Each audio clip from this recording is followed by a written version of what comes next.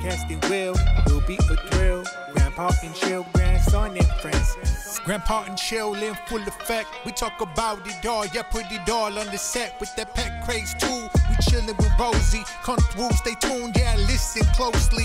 Cause this the millennials and the silent generation coming together, discussion in rotation.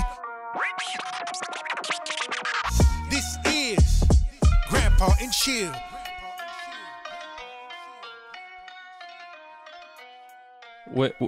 Tell them which exotic animals you had, Grandpa. Kim was just telling us about his horse farm that he just got. Yeah, and you talked about the... Sorry. Go ahead. You're first. Oh, well, just that the old person that lived there, I did have a question about that. Like, how do they move all those animals, and where do they move them to? Did she move to, like, a bigger place for them? So here's the deal. As I was telling the guy's grandpa, I just moved into a horse ranch about June 1st. I've lived in apartments and homes my entire life, and my two youngest daughters are horse people, and we've boarded horses for 10 years. But suddenly the wife decided that we were going to get us a horse ranch and do it ourselves. But the lady we bought our property from was an animal rescuer, and she used to have she had 2 mini Shetland ponies. She had pot-bellied pigs here on the property. She had 2 horses, and she carried around a little koala, a 6-month-old koala. Wait a minute. I think it's a wallaby. I'm saying it wrong. It was a wallaby, not a koala. It's a wallaby. I'm sorry. And so she had gotten that from Florida about 7 or 8 months ago. So now she sold us this property, and they're now building a much bigger animal rescue. She is a serious animal rescuer. Good for her. And I think it's wonderful. And she carried this little wallaby around in this case in front of her, this little wraparound thing. And then, she called us a couple of weeks ago, and she said, "Listen, I've ordered some nipples for my bottle for the baby, because the wallaby's going to have a baby. So I had to order some nipples." So she ordered some nipples, and she was having them sent here because they didn't have the new address in Australia. And so we had to kind of wait for the nipples to arrive, and we just thought that was fun. So she can now feed her little baby wallaby. Grandpa, you put us all inside of a water tank. I'm having a problem right now. I know. I'm trying to.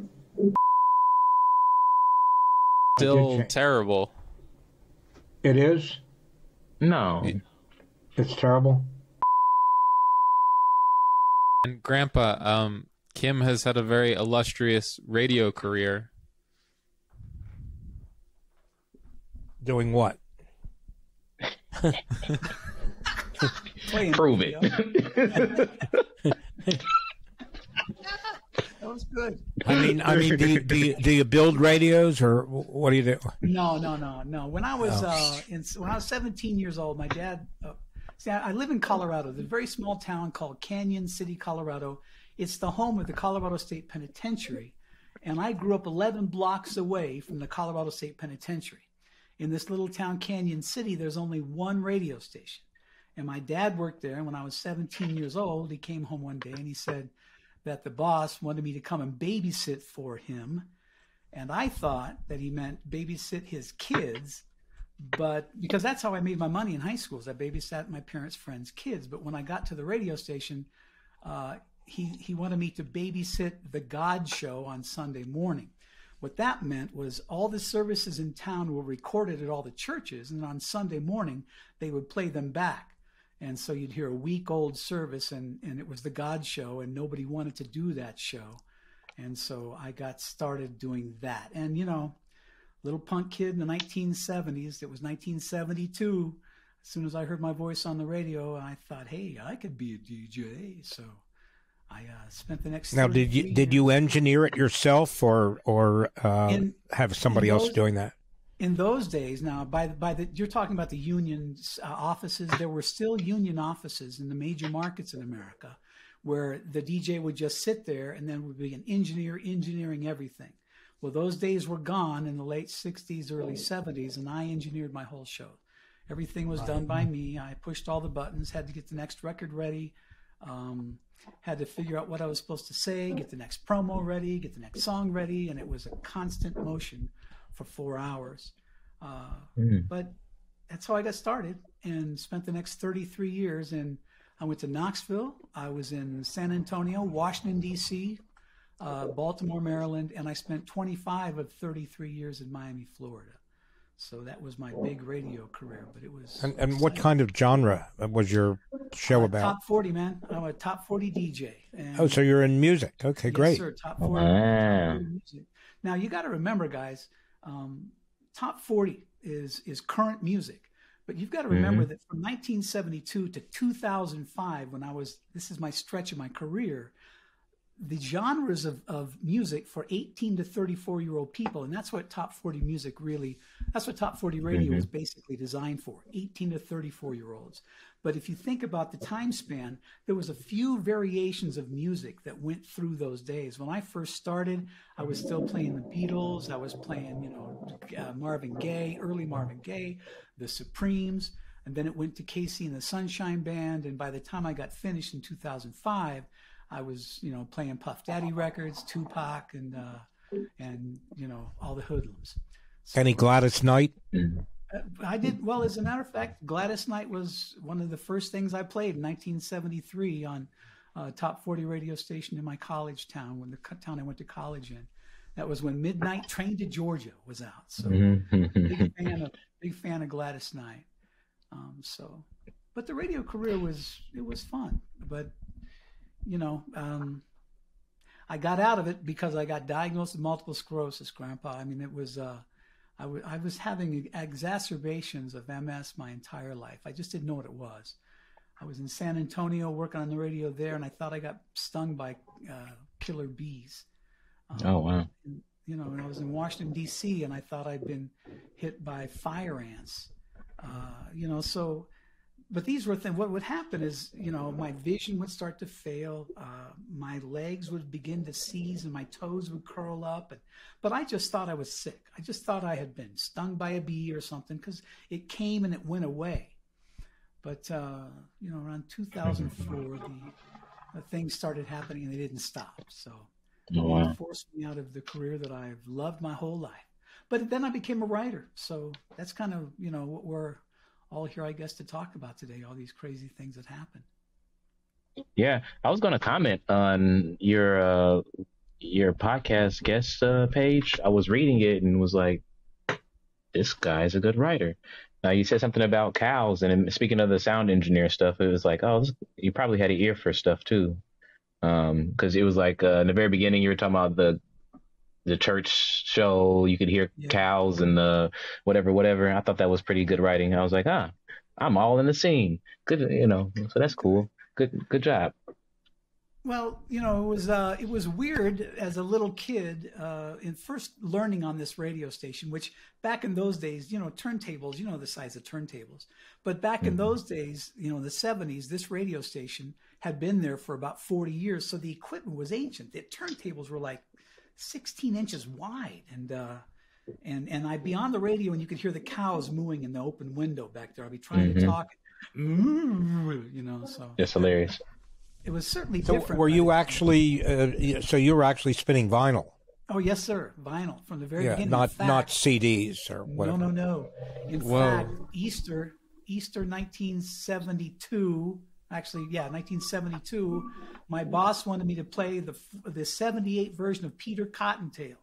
So my boss walks into my little studio and says, "Here, put this on the radio." So I put it on this big turntable, got it all queued up, and here is an original version of Peter Cottontail. So I played it, and I played nicely and everything. But in those days, the way the studio was set up, you would take the record off, put it in its jacket, and sit it next to you so you could get the next song ready. Okay, you grab the next song and then you start getting the next song. So I put it down on the ground and I rolled my chair back and I rolled right over it. And it was, the boss, I got fired for a variety of reasons for my first radio job, and that was just one of them. So, but it was a 78. We played the thick 78 records when I first got started. Wow. Do you have your own collection of records now, or vinyls, or whatever, or CDs, or whatever? As a radio guy, needless to say, every radio station was full of free prizes. And the record companies, when you put a record on that the record company was promoting, they would send you boxes and boxes of freebies. Oh, wow. So part of the deal as a radio DJ for my entire career, I got to walk in the music office and just pick out what I wanted, and just brand new copies of everything. And wow. But what happens in a case like that after 30 some years, guys, is I had, what we considered to be music radio station libraries in my own home. I could have had a radio station. I had enough music to have my own radio station and in my own home. And that becomes very expensive when you're moving across the country. Those boxes are heavy. And so there came a point to where there was a storage place in Pueblo, Colorado, that got a huge collection of vinyl that went from the 1970s all the way to the middle of the 90s. Wow.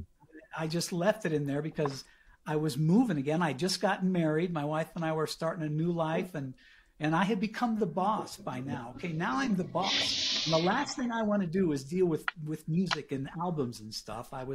And we were into CDs by then. So it wasn't, I think I gave away hundreds of thousands of dollars because they would, when the record company guys would come, they'd want to impress the DJs, so they give us special copies. Like the Grand Funk Railroad album, We're an American Band, was yellow. And wow. I had the Bobby Caldwell, What You Won't Do for Love. I can't. All right, you're breaking my heart. I can't. I'm so heartbroken. Oh my gosh. His album was in heart shape. It was red and it was heart shaped. And that was Bobby Caldwell's album. So, and you left that somewhere in some storage place? Oh my God. Pueblo, Colorado. And either the owner got pissed off and threw it all away, or he said, "Hey, wait a minute, I got something here." Because I'm telling you, there were classic versions of stuff you couldn't get anywhere else. Did you try and go back and find the stuff? No, you know what, man? Part of what Top 40 radio does is it keeps you in this 18 to 34-year-old focus. And so I've never been nostalgic. I didn't like the Happy Days show. When Happy Days came on, I didn't like it because, first of all, it screwed with my radio show, because at 7 o'clock every Tuesday night, I was on Y100 in Miami, one of the biggest top 40 radio stations in America at the time. The phones would fire like crazy. They had 20 phone lines. They'd be like this, and then all of a sudden Happy Days would come on, and the lights would stop flashing because everybody went to go watch Happy Days. So I hated that, but I've never been a nostalgic person. So having all these records from the old days never mattered to me. I'm in the focus of 18 to 34-year-old life. I still feel like I'm no older than 45, 50 years old. And part of the science behind that is always having a kid in the house. I've had children in my home since 1989. And the good thing about that was my kids would keep me updated on all the current songs. I knew current trends because my daughters would come home and say, "Oh, here's the new song in Nevada." In fact, one time, if you guys get tired of me talking, just tell me to shut up, because I'll just keep talking. That's what you're here for. Okay, well, good, thanks. Well, my daughter was a big fan of SpongeBob SquarePants in the very beginning, and because she was more than 4 or 5 years old. So I'd sit there and watch this TV show with her, this cartoon SpongeBob SquarePants. So I'm now the program director of Power 96. I'm running the biggest, in fact, it had the largest cumulative audience in the Southeast United States. It's a top 40 station in Miami. It was absolutely famous. So I would send my disc jockeys out all the time. They'd be at high school pep rallies. They'd be at car openings, at the grocery stores that were opening, at the malls, just walking through the malls. I was very much a promoter. That's how we're always top of mind to the market, because we were always in their face. Well, one day I decided that I was going to follow them to a pep rally, a high school pep rally. And when we were sitting there, the school is like packed full. And I told my guys, I said, "Listen, man, there's this new cartoon out there. I want you to go out there, and I just want you to say on the microphone, 'Who lives in a pineapple under the sea?' That's all I want you to say. And you're going to hear this thing. They're going to come screaming back to you." And they were all like, what? No. My guys always looked at me like I was the old man. What do you know? Because I mean, by now I'm almost 50 years old playing, Tupac, and all my guys are 20 and 25 years old. They're the hottest mixers in town, and so they didn't want to do it. So I went out in the middle of the thing, and I grabbed the microphone. Here comes the old guy in the middle of the high school gym, and it's packed. And I just say, "Who lives in a pineapple under the sea?" And they all yelled, "SpongeBob SquarePants!" And I looked over at my guys, and they were like, "Whoa!" But the only reason I knew that was because my kids kept me in the format. They kept me in 18 to 34, and so I always felt that as an advantage. As a matter of fact, I still have an 18-year-old. She lives in the Frog. So there's still kids in my house. Did you play the theme song after you prompted them? Did we play the theme song? Or did you just get them to say the name and then leave them hanging? Well, I should have done that, but that's all I needed to hear, because from then on, the pep rally started and everything went on. But It was just a point that because my children have always kept me in the groove, it's always been an advantage for me. And that's running a radio station. You need to be in the groove, 18 to 34, and I cheated by having kids. Too many. Did you feel that as well, Grandpa, with kids and grandkids? Yeah, I've often thought that, regardless of what business you're in, it could be clothing or music or whatever, if you want to know what's really going on, you have to, be in touch with young people. But I guess, Kim, you probably did similar to Casey Kasem. Yes, sir. That was me. I did many countdown pro. In fact, in Baltimore, every radio station, Casey Kasem was basically designed for an oldies radio station. But when you get to current music, you have countdowns. And so I hosted a couple of those countdowns on the radio stations that I was on. So, and you get a staff of people that bring you everything. And in reality, all you do is read the copy. and what I would do is I would go in and record the copy, everything that they printed for me, and then they would have an engineer come in and engineer the show itself. Very much like the Casey Kasem stuff. You mentioned that you worked in, did you say Miami? Yes, sir. 25 years. Did you have any familiarity at all with, let's say, the Palm Beach area, Palm Beach County? Well, our radio stations all covered Miami, actually Dade, Broward, and West Palm. So we covered Palm Beach. The reason I ask you, what years were you in that area? 1976 to 2005. I was in and out. Really? Yeah. From that. Did you ever hear of a club called Spencer Woods Tiffany's? It was in West Palm. Yeah.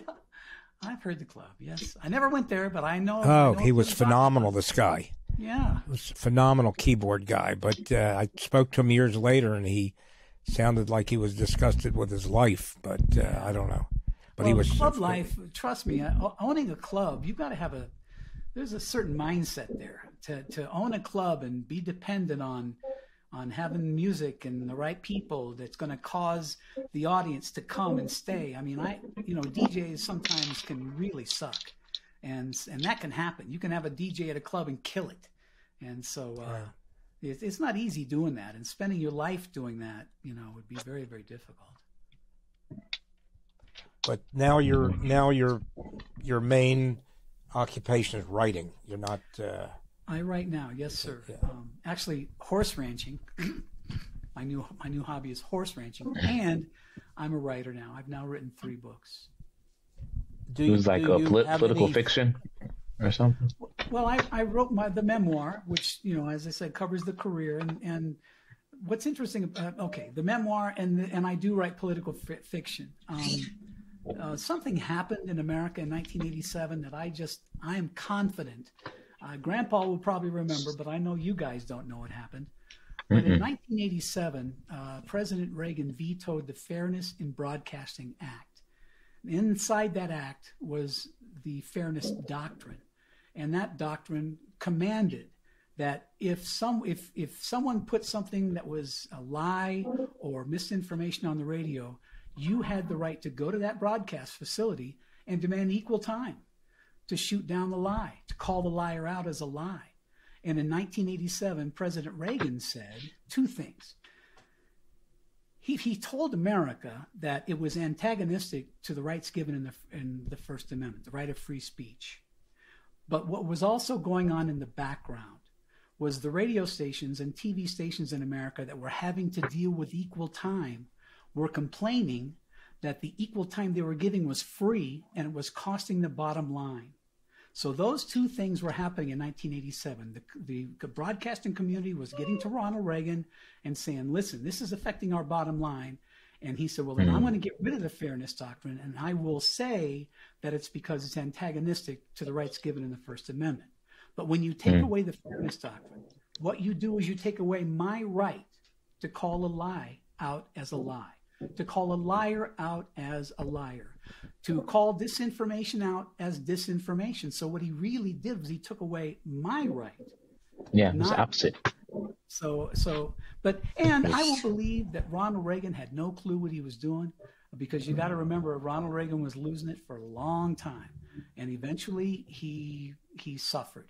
So I don't think he thought about the fact that you could get people on broadcast stations in America who would lie, who would spread disinformation, and do it rapidly every day and not even care. And then you would end up with the division we have in America today. Because what people don't like are liars. What people want is truth and facts. And you can find the truth in the facts. So that's what I write about. And it just so happens that this affected my father. And that's where the story came from, because it affected my job, my father's enjoyment of his radio station that he worked on. So. Well, Reagan really was the beginning of the end of what's fair. The middle class. I believe he was the beginning of what's going on right now. Well, yeah, and that was the beginning of where corporations were going to take over America, and that's what's happened. And you could have predicted it. You heard people saying it was going to happen in the 1980s when he was doing all this. They were predicting we were going to end up here. So this is not a surprise. But the truth is, it's simple legislation. And, when I talk about my books to people, like, I'm a Mercedes-Benz owner, right? I'm sorry, I'm very proud of my really nice car. And I go to the dealership, and I've got all these big, tall, white guys who are not in my political party, but kind of guys I can talk to. And we debate things. And when my book came out, I made sure they had a copy. And what they all said to me was, man, there's no reason why we shouldn't be able to depend on truth in America. I mean, we would like the fairness doctrine to come back. The citizens want it to come back because we believe you should know the truth. But the truth is, there's a party who has benefited from this since 1987. And every time bringing back the fairness doctrine comes up in Washington, D.C., it gets poo-pooed and it gets stopped. But if you went long enough with enough young people, because I believe the young people are going to have to fix this country. If you went long enough with enough young people understanding that they could get truth back, make it legislation, and make it a law again, you could eliminate all of this. Now, let me say this. We have cable, you have satellite, you have a variety, you have your phone, a variety of different things you couldn't control. The fairness doctrine could not control your phone data, couldn't control Instagram, couldn't control all those TikTok, it couldn't control that. But the fairness doctrine could control radio and TV stations and demand that they have fair and balanced broadcasting, the truth, the fairness doctrine, because those TV and radio stations, regardless of where they come from, have to come out of a transmitter. And that transmitter is legally responsible to the FCC. So if the FCC said, we are now going to bring back the fairness doctrine for American broadcast television and radio, you could do it because there are transmitters. They control the transmitters. So at least that way, America would have a safe haven to go to for honest debate. You can lie all you want, but for the next 30 minutes, I get to tell you my side. That's all. And I think America would appreciate that. especially Well, now. the problem is that money and power control everything pretty much, and it's very hard to overcome that. You know, the politics and who is going to make the laws and so forth. Yeah. So, yeah, I mean, idealistically, yes, you'd like to be able to do if that. you had 2 8-year terms of Democrats, theoretically, over that 16-year period, you could bring it back if you had enough people, Democrats who wanted it, because Democrats always want to bring it back. But we only get, you get 2 terms with Barack and then it stopped. Well, it's interesting in this midterm election, which we just had, they thought that the main issue would be the economy, inflation, and crime. And what they found out is that one of the issues, main issue, was abortion, but the other one was people are afraid of losing democracy, and that's a main concern right now. Oh, the Republicans. That's what the pundits had been saying. People with money. Inflation was the main. Yeah. We need the Fair Use Act to be like, it's not inflation. Yeah. Give me my 30 minutes. It's corporate.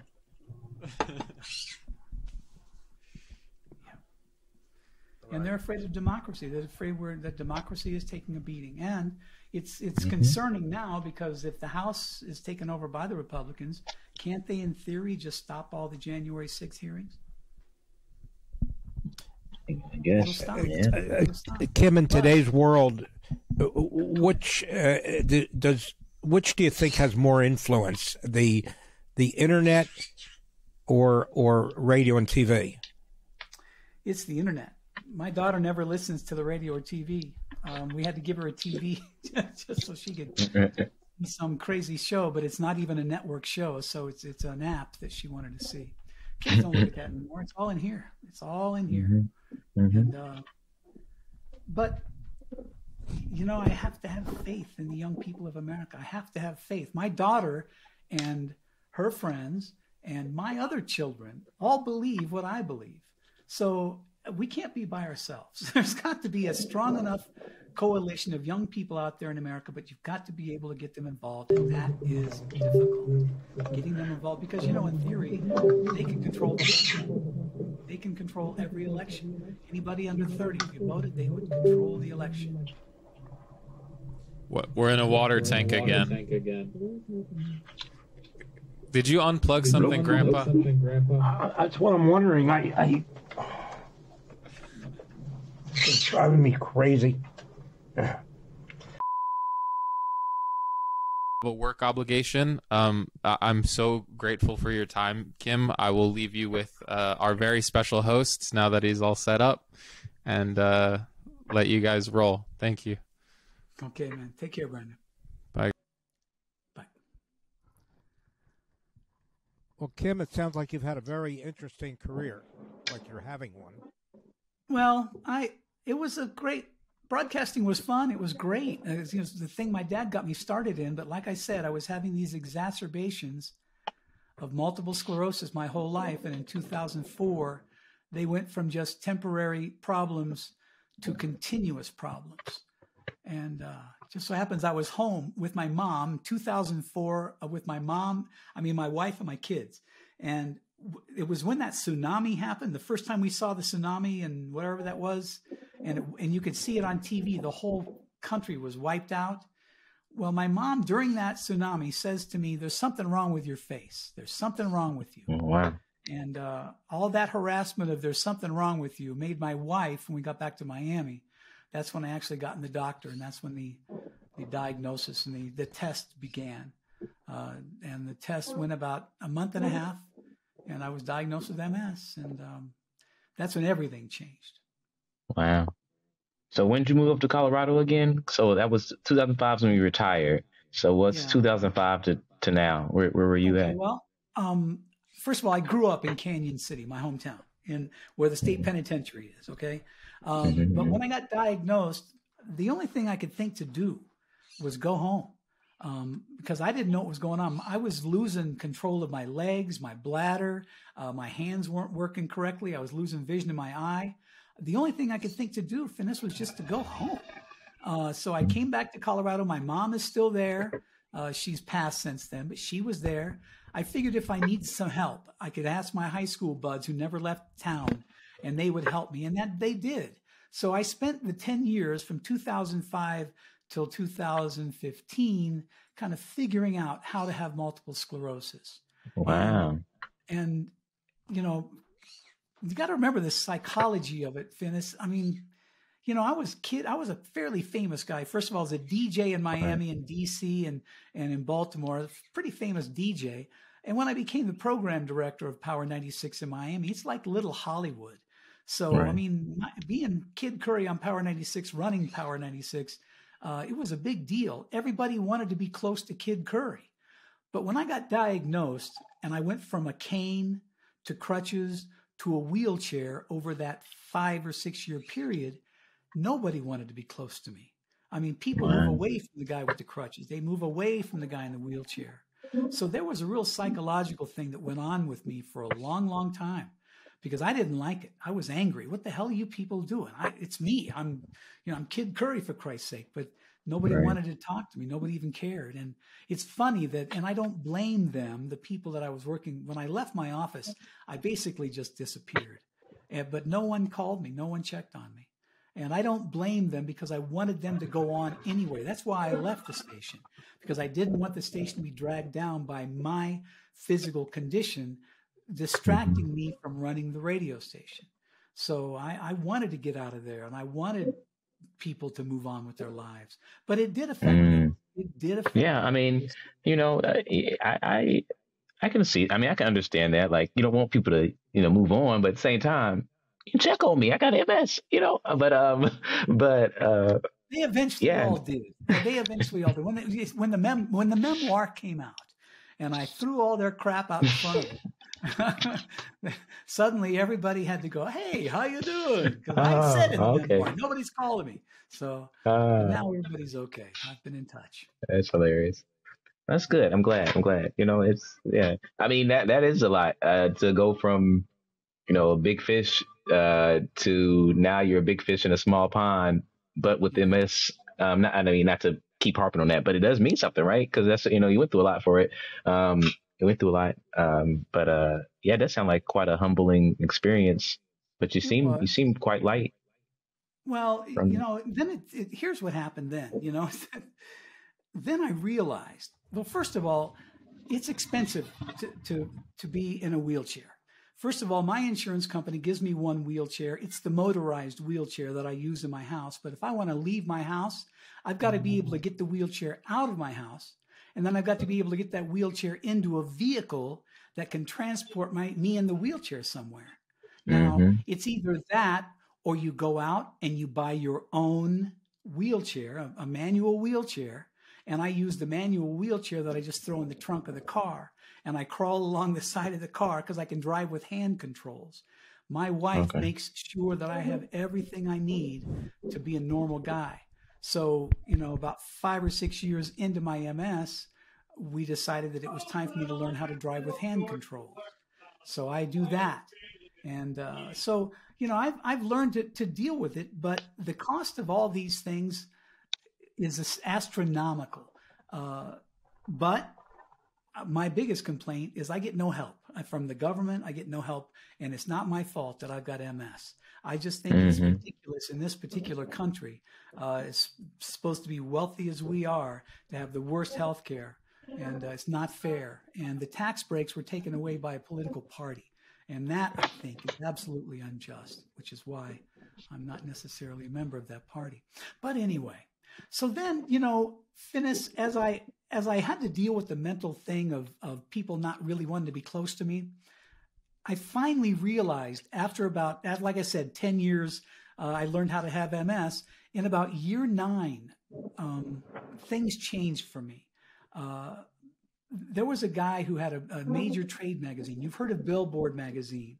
Well, that's the magazine the country knows about that talks about music.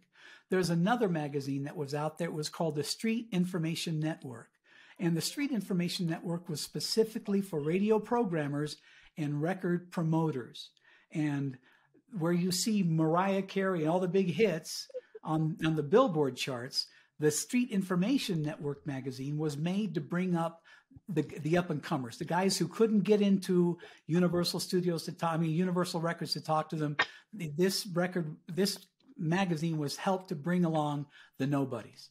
But it was a very famous magazine. And the guy who ran that magazine was named Vince Pellegrino. And Vince had an April 1st birthday, and I have an April 20 birthday. I'm a 420 baby. So every year after I left the radio station, we would exchange birthday greetings. He's the only guy, after I left the business, he'd wish me happy birthday. I'd wish him happy birthday. But this magazine was a big, big deal. And you've heard about, Mariah and all those guys getting Grammys. Well, they wouldn't get those Grammys if it wasn't for the record promoters getting those songs on radio stations in America. So Vince was in charge of all of that.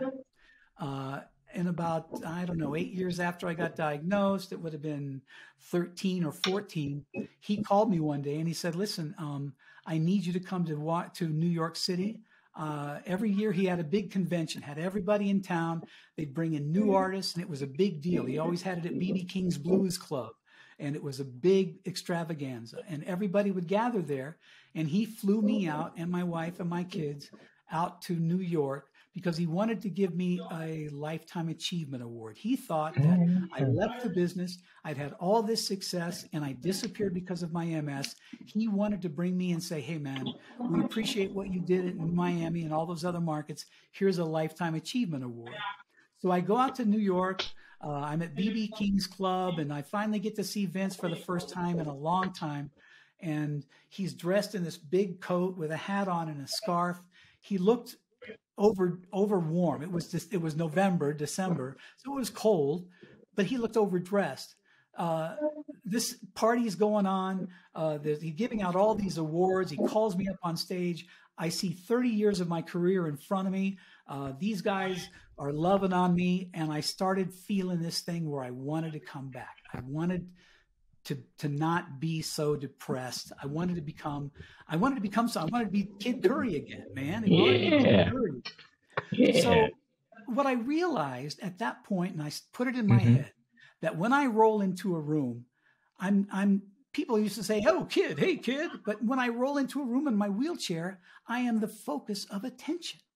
So what I do is I bring out my old Kid Curry attitude and my old Kid Curry isms, and I talk. I'm the first one to talk in the room. I'm the nicest guy out there. I don't have any problem having someone hold the door for me. And so I've changed that. Kid Curry's walking in the room to, hey, there's the guy in the wheelchair.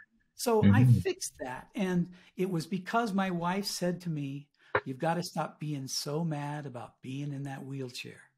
And when she said that to me, I finally started figuring these things out. So it was Vince bringing me back into New York City, seeing all my 30-year friends, feeling juiced again, which made me want to do something again, which put me into writing. I wanted to write the story. I thought, well, geez, let me write this story about my career, about the multiple sclerosis. Let me write this story about this party that my friend brought me to. And let me talk about how expensive it is to be disabled in America. And so I got out of that party and I went home and I thought, I'm going to write my memoir. Sorry, that just gave off really high. I mean, that's the hero's journey, right? That's what just happened. I mean, that's what happened basically in your life, from back 17-year-old to reaching the thing, reaching the pinnacle 2005, and then falling down the grace, and then being completely humble, even further so when someone goes, stop complaining, person in a wheelchair, which is funny. Yep. and then it's Rise. Okay. Hilarious. And then there's Rise again. That's great. No wonder you wrote a memoir. That's good. Yeah. Kudos. Well, and then once I got finished, I wanted to keep writing, which is why I wrote those fiction books and wrote my story about Bonnie's Law and the Fairness Doctrine. I'm a big fan of the Fairness Doctrine. So, and the books have done well. In fact, what you learn after you've written something. Well, first of all, okay, my memoir, Come Get Me, Mother, I'm Through, ended up at number 11 on the Amazon book list. Howard Stern was number 1 on the broadcasting side. I was number 11. Well, what I realized is you don't ever really write for profit, because this is not a profitable business. You write because you want to write. And the sales come. If they don't, they don't. Because there's so much distraction in the world. I really write now just to get something out. But my last book, Bonnie's Law, The Return to Fairness, is a story about a little girl who understands what President Reagan did and decides that she is going to bring back the fairness doctrine. But she does this over the span of from 2 years old till she's in her 30s. And she finally realizes all this is going on. And then Bonnie, at the end of the book, decides that she's going to run for president to bring back the fairness doctrine. And that book actually became an Amazon #1 bestseller. Wow. As soon as it was released for some reason. And, I was pretty impressed with that. Now, I did get my largest check from the publisher so far, although it really wasn't that much, but it's the largest check I ever got. So you don't really write for profit. You write because you want to. And that's why I'm doing it. I just have a good time now because I like making up stories. I didn't realize, then you read Stephen King and you read, oh man, what's that guy's name? Okay. Well, anyway, all those other, Dr. Seuss. Yeah. Oh. Dr. Seuss. You read these things and you figure out, how did they do this? Where did that come from? And so it puts me in a place to where I come up to my office up here, sometimes 3 and 4 o'clock in the morning. And I have no problem admitting that I will vape. I vaporize flower, and I get in my mood and I just start writing. And I have a great time doing it, and it's all I do now. So add that and run my ranch. So I kind of have 2 distractions: my ranch and my writing. So I record music because I enjoy doing it. More you do for the enjoyment than for any money. Peculiar. There you Incidentally, my nephew has MS, and I hadn't seen him for several years, and he has a tough time. He can only walk really a few steps with a cane now. Yeah. But he's a lovely Is he on guy. medication?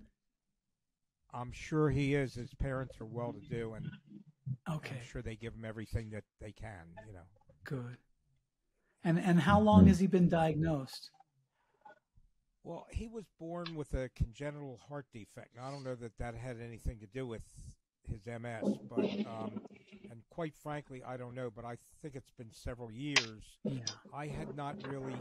My sister and her family live out on the West Coast, and I'm on the East Coast, so I hadn't really seen him for several years. But he came into Philadelphia, and we went to dinner together, and I really didn't realize how much of an issue he had.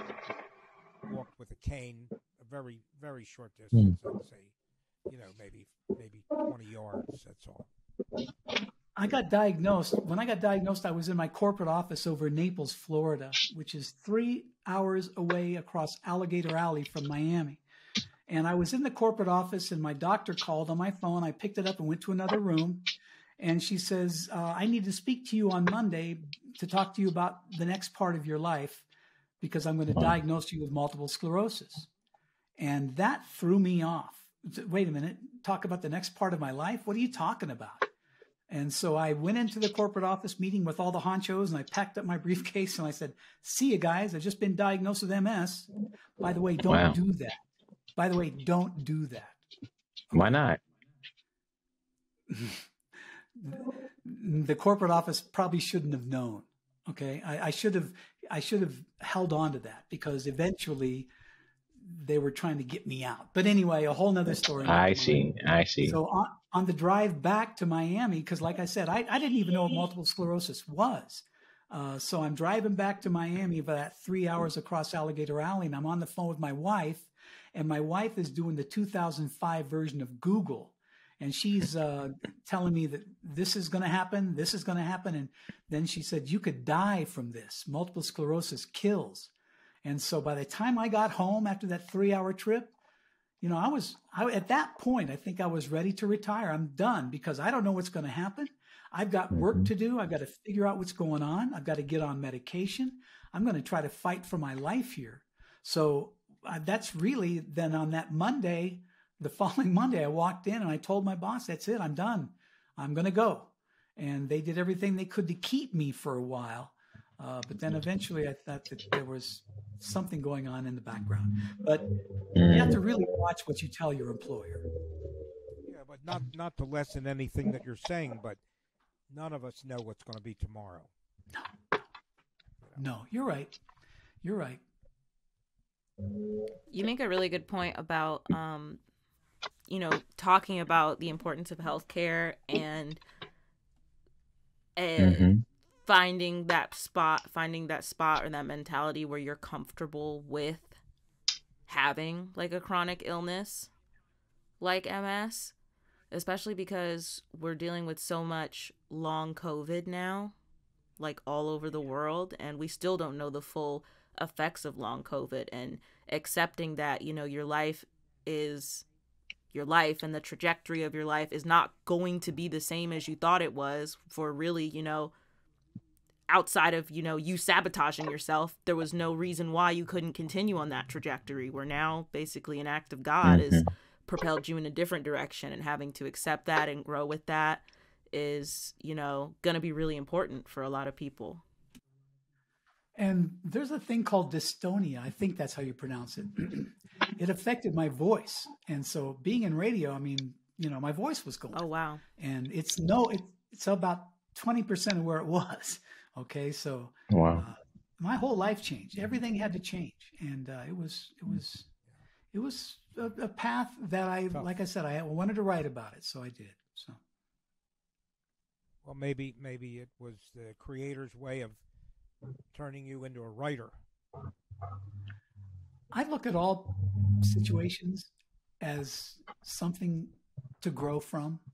I know it took me a while to come out of this, but it was I really didn't talk about this. I mean, the reason that I'm here today, the reason that even I could even go to New York City for that party was right around year 7 or year 8. When I first got diagnosed, there were only 5 MS drugs. So you go into 8 years later, now there's 8 drugs. And so my doctor said that we were making no progress. I was actually doing experimental MS drugs. I was taking solumeterol treatments 3 or 4 times in 1 year. And then I did that year after year. And the doctor said, it's time to change the medicine. Let's put you on something new. And then my doctor, who is MS genius, wanted me to begin taking large doses of vitamin D. I mean, massive. I was taking 30,000 IUs of vitamin D every day. Now, humans don't collect vitamin D very well. Our bodies are designed to be out in the sunshine. That's how you get your vitamin D. Well, we're not in the sunshine that much anymore, so nobody really collects vitamin D. But MS patients, for some reason, the vitamin D numbers are even lower. So my doctor believes that if you take this large doses of vitamin D, and he believed that if we change your medicine and do the vitamin D, we're going to be able to stop this. And it's funny because we changed the medicine, and then he told me he wanted me to take the vitamin. But because I was a DJ and I would put my mom on the radio all the time with me, and my mother invariably would have a cold, sniffle, make sure you take your vitamin C. It'll help you keep off that cold. So I said, okay, Mom.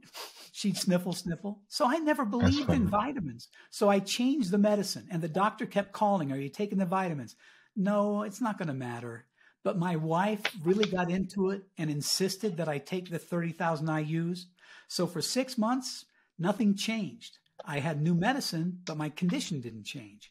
But when I started shoving down that vitamin D, suddenly I wasn't feeling that fingernail down the chalkboard. I wasn't having the brain fog I was always having. My condition basically leveled off. So for the last 8 to 10 years, I've not gotten any worse. I've not gotten any better. I am level now. So I really feel that this thing that my doctor did with the vitamin D was the right thing to do. So, Kim, have you used interferon? Yes, I have, and that was part of some of the beginning treatments when they were trying to very stop. Very expensive. Oh yes, very expensive, but I believe it has very beneficial effects. Am I yes, sir. correct about that? Well, I'm going to pick up my doctor's book and do this because my doctor, I want you, in fact, I will send you a copy of this if you want to, Grandpa. Optimal Health with Multiple Sclerosis. He talks about the guide to integrating lifestyle, alternative, and conventional medicines. So my doctor even knows that I am a CBD user. He knows that I use THC to try to, in fact, there are studies everywhere right now that they're doing about cannabis's effect on multiple sclerosis. Here's the situation. I can only take 80 milligrams of baclofen. Now, baclofen, my legs seize constantly. In fact, right now, if you could see me, my legs are sticking straight out. I'm sitting in this chair and they're sticking straight out. So the baclofen stops that from happening, but I can only take 80 milligrams a day. So at 1 o'clock in the morning, when my legs are seizing again, I roll over and I vape some flower of indica and I go right back to sleep and my legs stop seizing. So this is not happening just to me, but it's happening to MS patients around the world. So there is a connection. There are studies going on, and it's alternative. But, you know, when you're desperate, you'll do most anything to try to stop the madness, you know. Tell me about payola.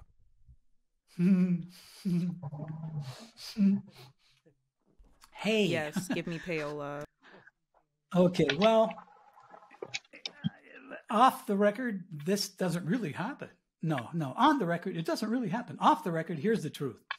It happens. It happened. It still happens. It's been an interesting thing to deal with as a program director of the #1 radio station in Miami, Florida.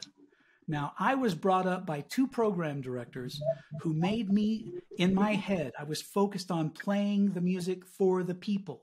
And because I'd been in Miami from 1976 as the youngest guy on the radio, then suddenly I was the oldest guy in charge of a top 40 station. You know, I knew what the heck was going on. Now, part of my MS and part of this time of day is I forget what I was saying. So what was that? Do you remember what we were talking? You asked me about payola. Okay.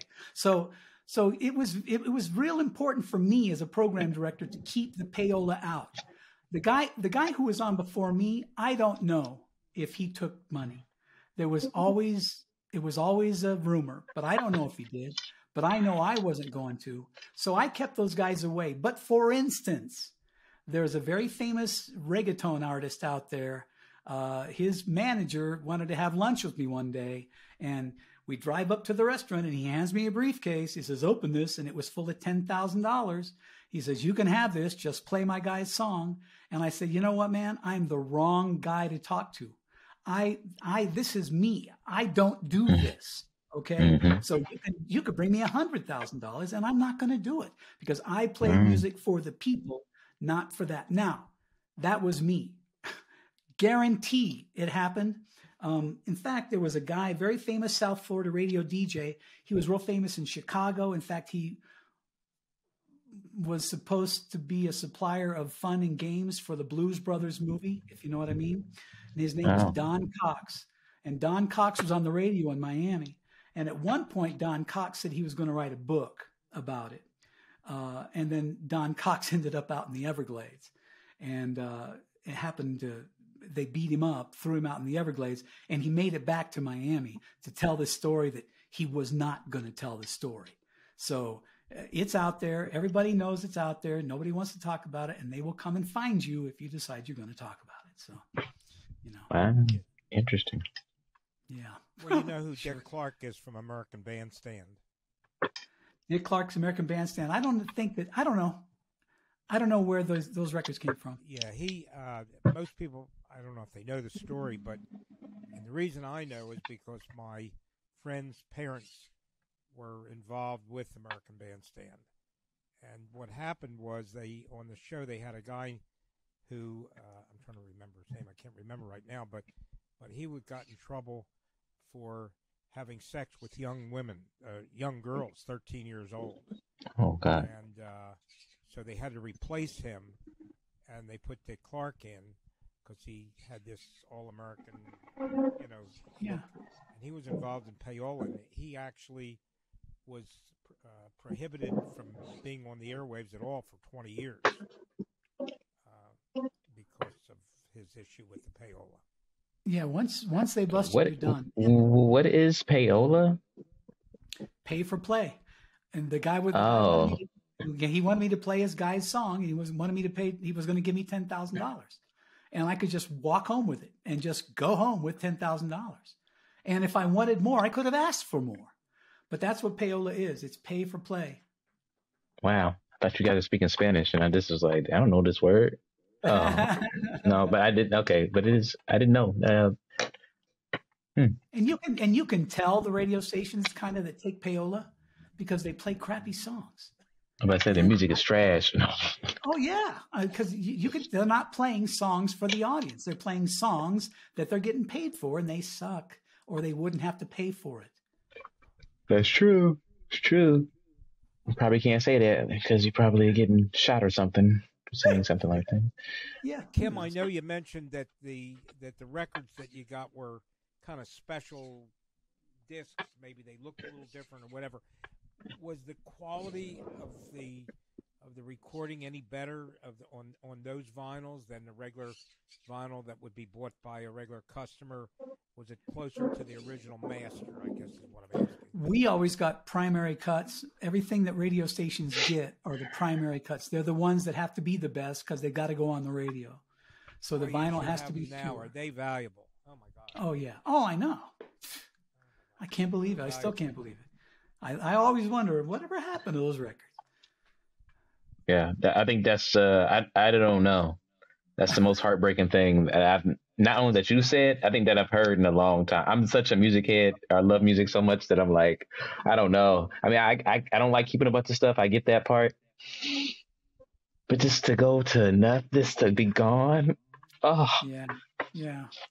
It hurts. Yeah, I often wonder about it because and some of those things. Bobby Caldwell actually spent a New Year's Eve at my house. So he was a personal friend. And after I realized what I had done, after, years go by and because I've got a stack of stuff that I kept, I've got a record library that's pretty good. I pulled a bunch of stuff out that I wanted, a bunch of Beatles stuff. So I've got some stuff. And one day I wondered, gee, did I keep that Bobby Caldwell record? And I didn't. And I was so upset because it was pretty, man. It was in a heart. But they didn't do that back then.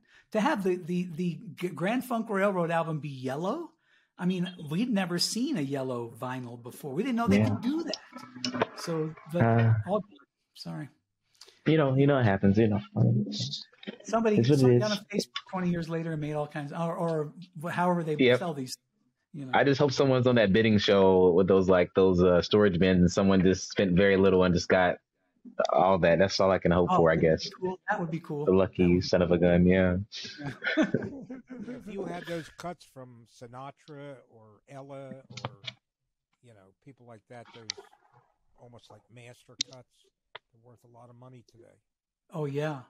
As a matter of fact, when I was in Miami, when I became the program director of Power 96, of course, started making a whole lot more money. So I went and I bought a home on just off the 7th hole of Don Shula's golf course. Now, Phines, Don Shula, he was a famous football coach. Okay, Grandpa knows who he is. So off the 7th hole of Don Shula's golf course, and the lady I bought this house from had 78 records. She had boxes full of 78s. So I just took them. She asked me if I wanted them, and I took them. I kept those, so I've got a whole bunch of old 78s, those thick records. So I still have some of those. But I've even I've gone to check them out to see if they're worth any money, and they're not. Yeah, they're not worth anything. So, and that's what it is. We just keep it for sentimental values. Sorry, what? Yes. I've got what are you saying, Grandpa? 78 classicals that have never been played. And I tried to sell them, and no one wants them. They have almost no value. And it's really difficult to find a needle that will play them these days. Pardon?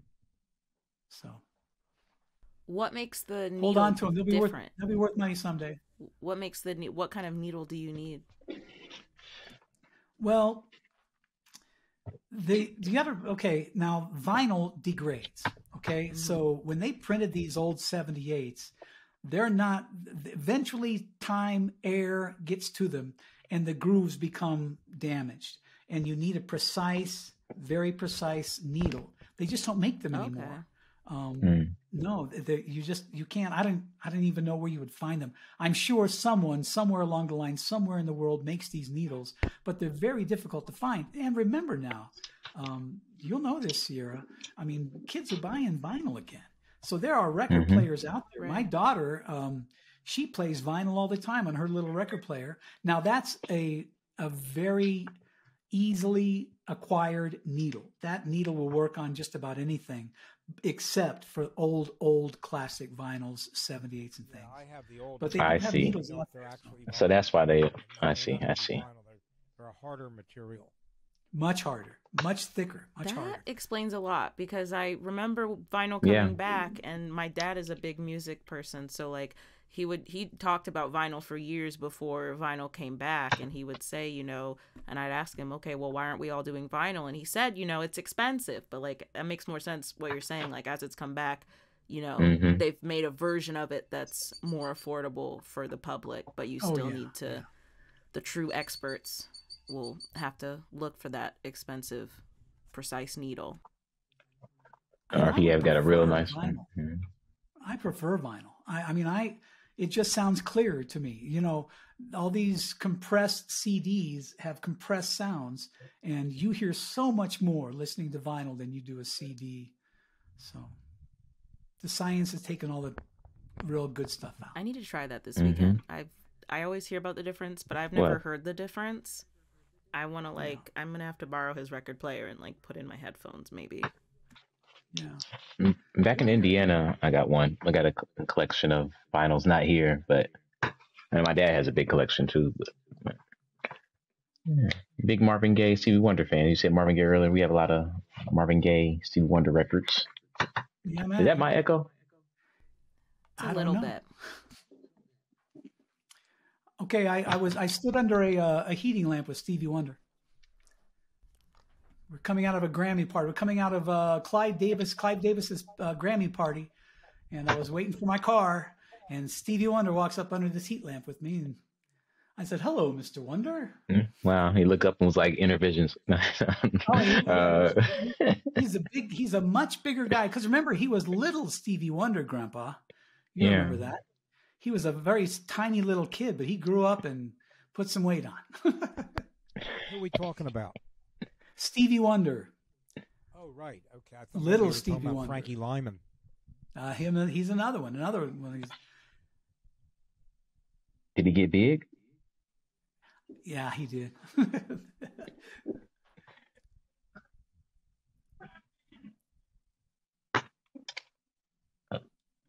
I'm scared to talk now because my turn. Yes. Okay, it's my turn. I got stuff I've written down here. Let me see. 8 to 10 years. How much was it for vitamin D? You were like IU like 3,000 or something? 1,000? 30,000 international units of vitamin D a day. Now, I know, but you know, it fixed me. I mean, I'll tell you, I was scared for 10 years. I thought I was going to die. I mean, I just kept getting worse and worse. And then there's that sudden feeling once again that, wait a minute, I'm not feeling like I was. It's not, you know, the fingernails down the chalkboard constantly. And it just went away. And I started sleeping better. And my doctor, remember, multiple sclerosis is such that lesions appear on your brain. Sores appear on your brain. And depending on where these lesions land is the part of the body that is affected. My multiple sclerosis. So that's what that is? Multiple. So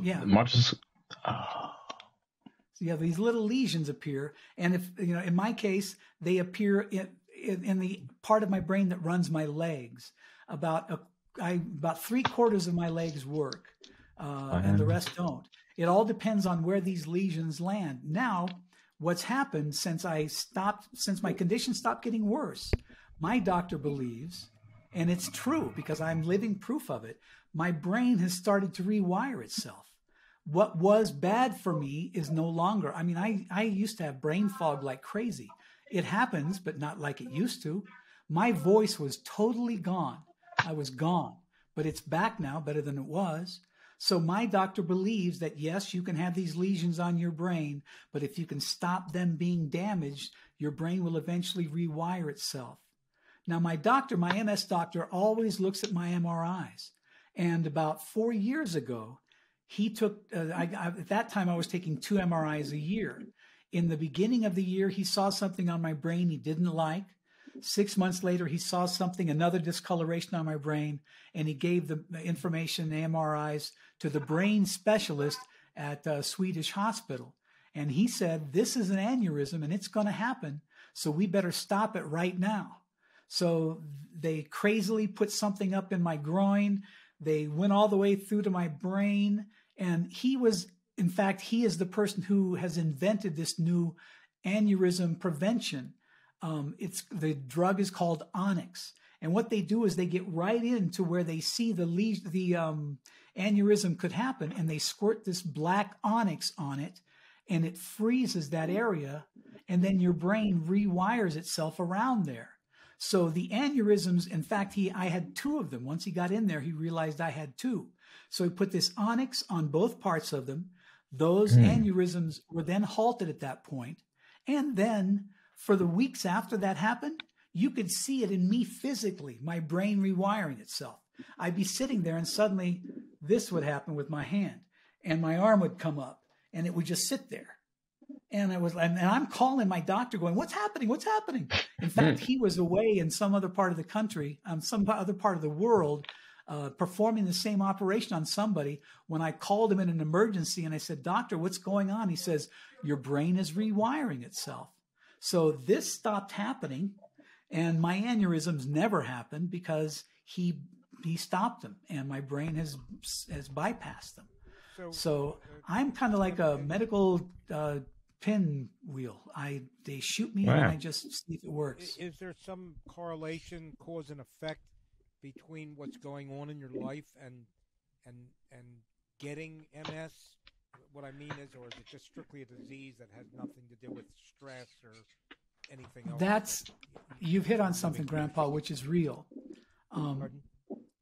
The doctor who diagnosed me with multiple sclerosis was a doctor that had been in Miami for the whole time I was on the radio. So this doctor knew of my life. This doctor knew that on Friday morning, I was on the radio at 10 o'clock in the morning, that I was out on an appearance at 7 o'clock at night at a club, that I would go home at midnight and I'd be they put me on the Carnival Cruise Line, the gambling thing on a Friday night, and I'd be back on the radio the next morning at 6. The doctor knew that I had been stressing myself out for years.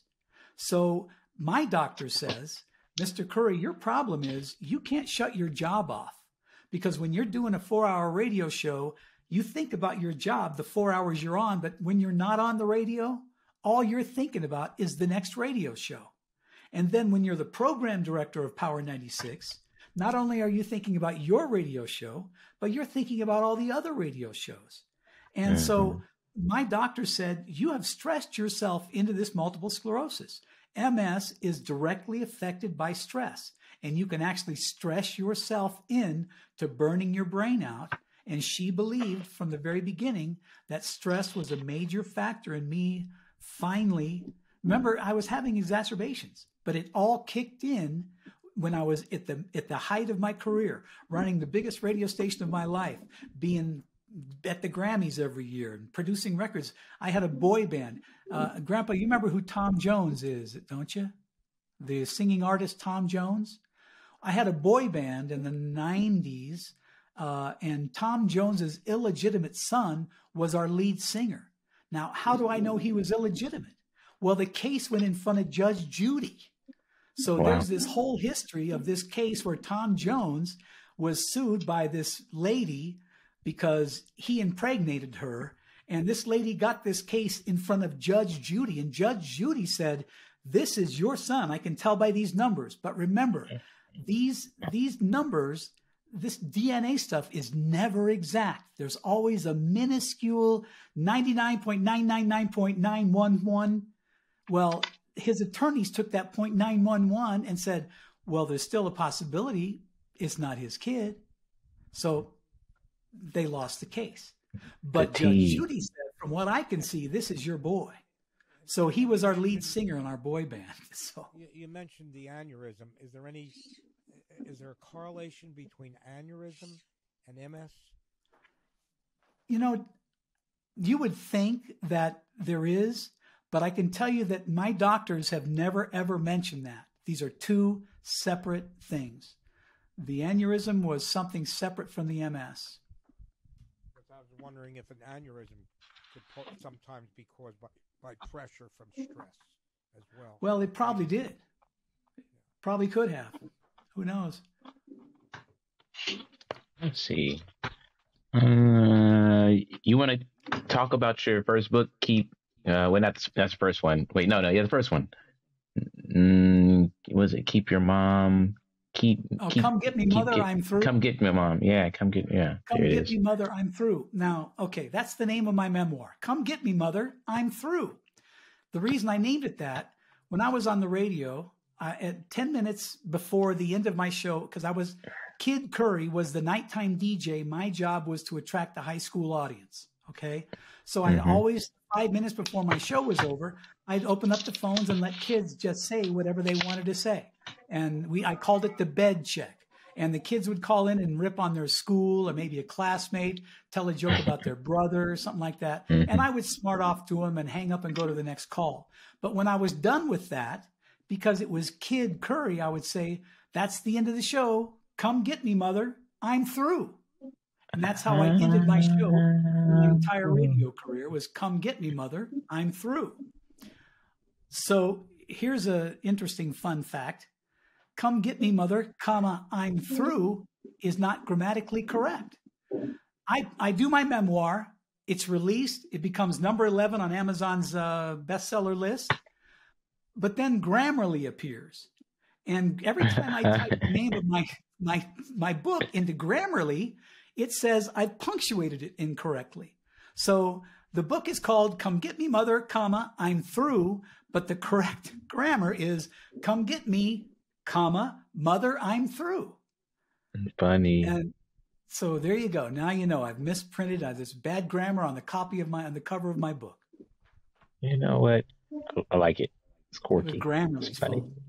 Yeah, it is Grammarly's fault. Don't talk switch me. What's that? What'd you say? How comes yous don't talk switch me? Yeah. Sierra, where are you? I'm here in the ether. I miss not seeing you, not hearing you. You know what? You were late jumping on, and I just said, you know what? Forget it then. She was, yeah. She put her face away. Okay, let me see what else I got here. 4 kids, your birthday, what are you, Aries? Birthday on 420? Taurus, even better. Yeah, okay, good. On the cusp. Yeah. I love it.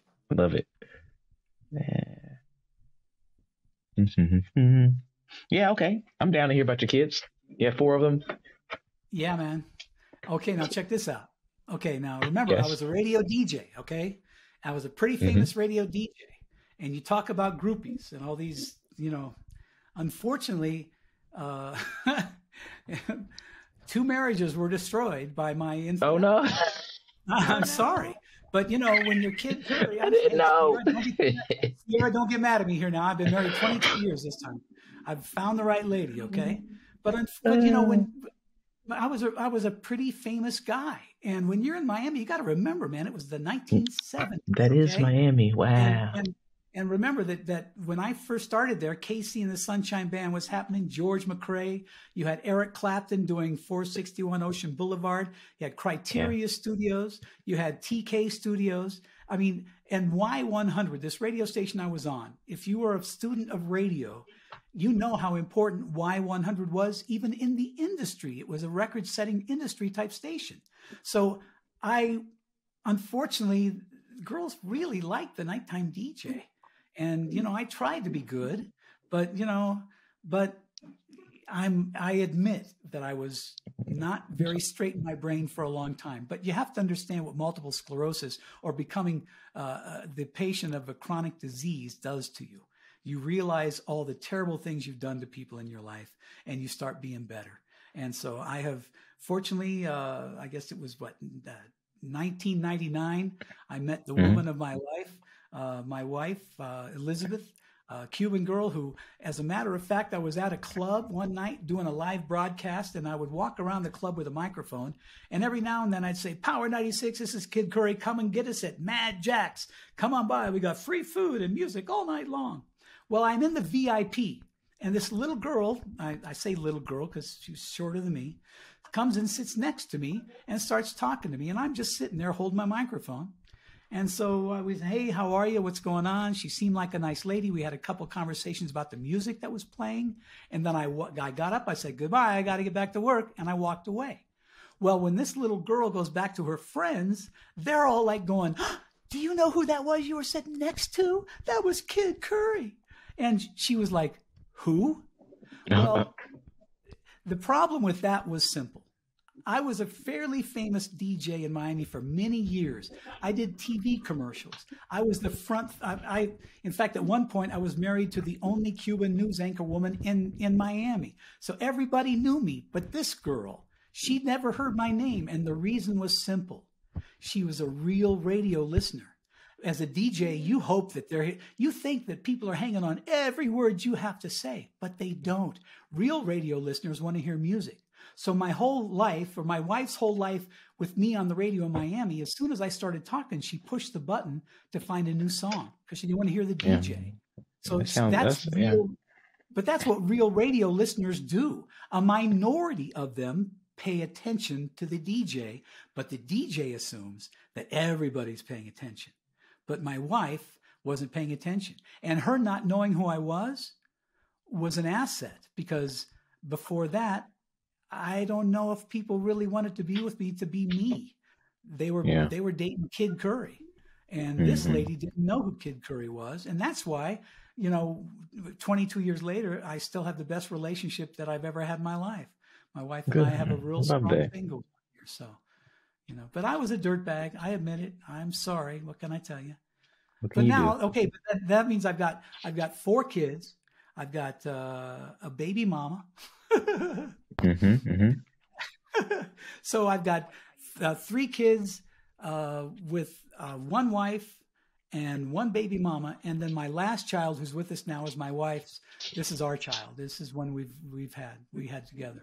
But now, you say these things, and you say, "Oh, I've had 4 kids and all these wives." But the thing that you don't know is that you have to decide to make peace.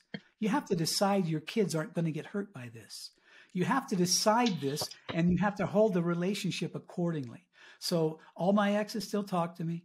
All my kids love me. And so, yeah, you can be a dirtbag, but you got to play the game. If you're going to be a dirtbag, you better be good to people.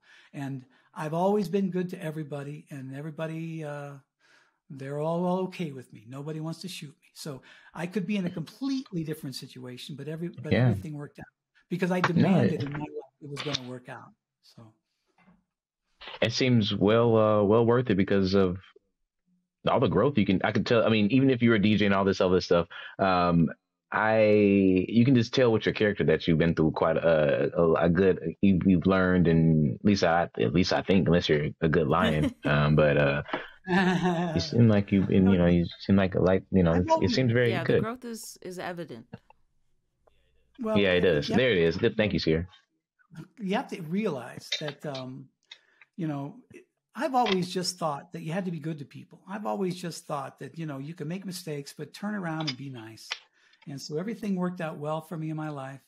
I'm very pleased. I have a wife who, and here's what has happened. This whole Kid Curry thing has shifted over. My wife was my date at the Grammys for years. But then when I got diagnosed, we had to kind of switch roles. We took all the money we had, we moved out to Colorado and started fixing and flipping houses. So after fixing and flipping 3 houses, my wife was disgusted in the way she was being treated by these realtors. And she said, I can do this. So she went out and got her real estate license. And in this little town of Canyon City, Colorado, started breaking per capita records. In 1 year, she sold 120 houses. And so my wife at that point really started getting into real estate. So 8 years of that go by, and the corporate office starts to pay attention to her success. So now she works for the corporate office as an international business coach. She has I love that. Actually, more 40 different clients that she speaks to every day. Actually, she speaks to all of them, all 40 of them, one time a week. She spends a half an hour on the line talking about profit loss, hiring practices, the future, what you should do in the pandemic, what you should do with inflation, what you should do in the recession. My wife has become a business genius, and otherwise I wouldn't be living on a 10-acre horse property because there's nothing like that I ever thought of in my life. But we're here because of my wife. My wife she has become what we never thought. Well, when I married her, she'd already worked in a family law office and was working for financiers. So I knew she was smart, but until she got put in this particular situation, I always said she could be a bank manager, a bank president, but she's well exceeded that. She is even on a COO of one company. So This is all turned around. My wife is the star of the show. That's who I really need to have in here talking, because she has great stories and positive. I mean, because she's a coach, she's a business coach. We have positivity in our house like you wouldn't believe. So this is all as a full cycle good thing, you know. Put her on the list of people to be on the show. Yeah, well, everybody says that, but remember, my wife works from 7 a.m. till 5 p.m. with a 1/2 hour break, because she's always on the phone talking to these clients. So other people, I've even tried to get her to come on, but it's tough to stop her long enough to do something like this, because she does things. She's every day she's got a screen full of people she's coaching. So, but that's the real hero in this house is my wife. I have a question. What was that, Grandpa? For you, something you probably had no interest in, and might or might not know the answer. Do you know what type of microphone, what type of turntable you used when you were acting as basically a radio DJ? Okay, what the microphone was? What Sennheiser microphones. But now here's what happened. This is crazy, and it's only because of the people that I knew. The guy that ran Y100 was named Bill Tanner, and Bill Tanner is now passed, but he's a legendary programmer in America. In the 70s, he and KC of the Sunshine Band were very close personal friends. And KC would always record in this microphone. And one day, Bill says, I want that microphone on the radio station. So KC gave him this microphone that he used to sing into, and it was a Sennheiser.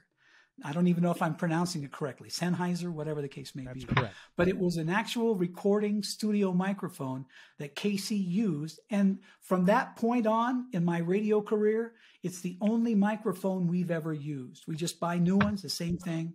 Every station I've ever worked for, I've always purchased that particular microphone because it was KC's, and it just sounded better than everything else. And as far as turntables, makes top of the line. It would, yeah.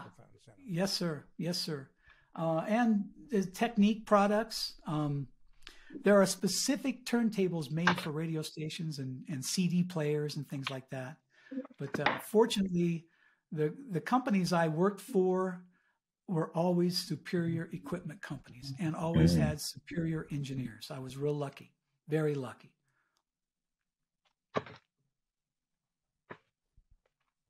Well, let's see. Well, we're getting close to the end of the show, and I want to ask you: do you have any advice for a person that has MS? I do. Get my doctor's book. This will help you. The only other thing I can tell you is that, like, everybody has something. You have to decide that you're going to get through life. I was shocked with my chronic disease diagnosis, and it took me years to figure it out and figure out what it was going to do to me. But you can't stop. You can't stop. And oftentimes I tell my wife that it could very well be that multiple sclerosis was the best thing that ever happened to me. Because this radio business that I was in that was very, very stressful, and there were things going on in that business that were probably things I needed to stay away from, including women, including guys who had, briefcases full of money. I got out of that and started concentrating on my multiple sclerosis, and I really believe I'm a better person because of it. I've had to figure out everything every day that I can do and how to be successful. And you just have to put that in as a mindset. And a lot of these things that I talk about here, guys, I'm going to throw out my website if it's okay, krcurry.com. A lot of stuff I talk about, everything that you see in my books, you can get a hold of at krcurry.com. I do other podcasts. In fact, when you guys decide to put this up, let me know and send me a link and I'll put it on my website too to help you promote it. Because I do that. I've done a bunch of other ones and I blog, I write about things, but I try to be as positive as I possibly can. I actually go online with the Men Over 50 with Multiple Sclerosis group. And I see a lot of people. The reason I've got such a great life is because of my partner, my wife. I know guys who are as sick as I am who don't have anyone. So it's a very terrible thing that this MS is. And like I said, everybody has something, and it's better if you have the right partner. And in my particular case, I'm really lucky to have the wife that I have. Well, I love it. We're lucky because we have a very capable producer, Sierra, and a really nice and smart guy, Phines, to help run this show. So, and you've been a very interesting guy to listen to. I've been very interested in what you're talking about because, as I mentioned, my nephew has this condition, and I want to, pass on to him some of the information that you've given. Please do. Oh, yeah. If there's ever anything, if you need any information from me, if you'd like a copy of this book, get back to me and I'll make sure you get a copy. But gentlemen, I've had a great time today. Sierra, I haven't seen you, but it's been nice talking to you too. Thank you so much for coming on and talking about your life and the journey that you've had through all of this. Well, I try to bring positive stuff, and if I can do anything to help people, it's a good thing. And I appreciate you taking the time for me today. Absolutely. You'll be able to look in the show notes and in the transcript and find Kim Curry's information. So, give him some follows and check out some of his literature. Thank you, everyone, for listening to the podcast. Phines, Grandpa Bart, thank you for coming on. Even though you just came back from a big, long trip, we appreciate it. Our beautiful listeners, like and subscribe, smash the like button, favorite it. Do they still rate podcasts? Do that. And they do it. 5 stars. And I'll do my best Brandon impression and say, and Grandpa, I love you. Good night, everybody. Good night. Podcasting with Grandpa Bart and Rosie, always on his shoulder. This is Grandpa and Chill. Grandpa and Chill is brought to you by your hosts, Brandon Fox, Bart Frank, and Phines Jackson. Our producer is Sierra Doss. To watch and listen to full episodes of the show and follow us on social media, visit grandpaandchill.com. That's grandpaandchill.com.